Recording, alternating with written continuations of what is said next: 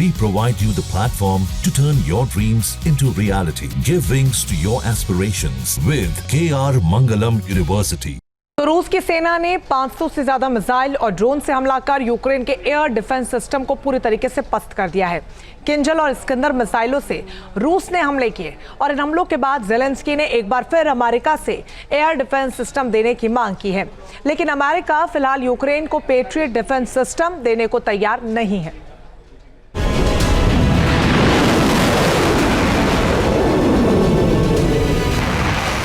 जून की शुरुआत से ही रूस के हमले लगातार भीषण हो रहे हैं।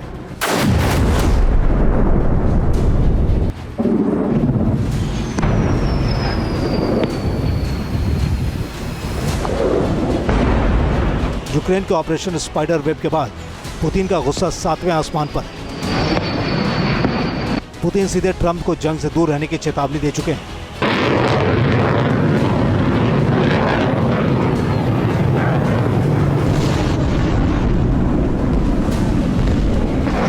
जेलेंस्की का देश पुतिन के प्रकोप को झेल नहीं पा रहा और जेलेंस्की फिर एयर डिफेंस सिस्टम के लिए अमेरिका के सामने हाथ फैला रहे हैं। रूस की तरफ से 500 से ज्यादा मिसाइल और ड्रोन से हमला किया गया। हालात मुश्किल थे, लेकिन इनमें से बड़ी संख्या को मार गिराया गया। हमने संयुक्त उत्पादन पर बहुत विस्तार से चर्चा की। हमें इसकी जरूरत है और अमेरिका को भी इसकी जरूरत है। पैट्रियट की डिलीवरी रुकी, यूक्रेन में तबाही।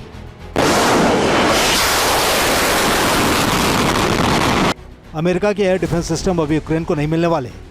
यूक्रेन को जो पैट्रियट एयर डिफेंस सिस्टम मिलने वाले थे वो पोलैंड के बंकर में बंद है और रूस के हमले लगातार बढ़ रहे हैं।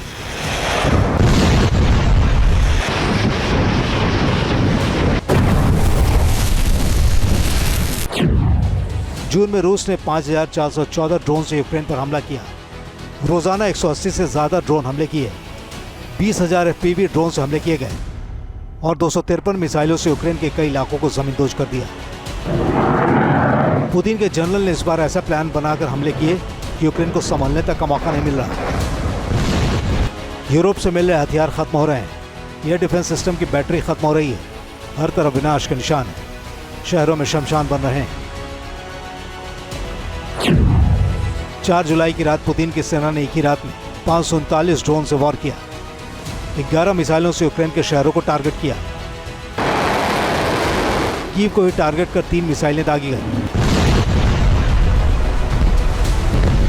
100 ड्रोन ने कीव शहर और बाहरी इलाकों को टारगेट कर बर्बाद कर दिया। कीव एयरपोर्ट के बड़े हिस्से को धधकते हुए दुनिया ने देखा।